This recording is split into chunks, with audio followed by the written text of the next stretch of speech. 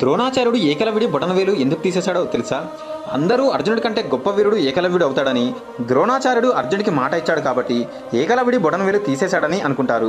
కానీ జరిగింది వేరు. ఒకసారి ద్రోణాచార్యుడు పాండవులకు విలువిద్య ఎంతవరకు వచ్చిందో పరీక్షించడానికి అడవికి వేటకి తీసుకెళ్లాడు. వారితో పాటే కొన్ని వేట కుక్కల్ని తీసుకెళ్లాడు. అందులో ఒక వేట కుక్క ఏకలవ్యుని చూసి అతని వింత రూపాన్ని చూసి మొరగడం మొదలుపెట్టింది. తనను చూసి కుక్క మురిగిందన్న కోపంతో 6 బాణాలు కుక్క కింది దెవ నుంచి పైకి, 6 బాణాలు కుక్క పై దెవ నుంచి కిందికి వేసి మళ్ళీ కుక్క మొరడానికి కూడా అవకాశం లేకుండా కుక్క నోరు పూర్తిగా మూసుకునేలాగా బాణాలు వేశాడు. వేట కుక్కను చూసిన ద్రోణాచార్యుడికి పట్టలేని కోపం వచ్చి, ఒక అయోగ్యుడికి, అంటే విలువిద్యకు యోగ్యం లేని వాడికి విలువిద్య దొరికింది. ఒక కుక్క మొరగడం సహజం, అది దాని యొక్క ధర్మం. అలాంటి ఒక కుక్క మురిగితే ఓర్చలేక 6 బాణాలు పైకి 6 బాణాలు కిందికేసి కొట్టాడు. అలాంటి వాడి చేతిలోకి విలువిద్య వెళ్ళింది. అలాంటి వాడి దగ్గర విలువిద్య ఉంటే వాడి అహంకారంతో ఎలాంటి వాడినైనా పాడు చేస్తాడని, ఆ విలువిద్య వాడి దగ్గర ఉండకూడదని ఏకలవ్యుని వెతుక్కుంటూ వెళ్ళాడు. ఎక్కడిది నీకు ఈ విలువిద్య అని అడిగాడు.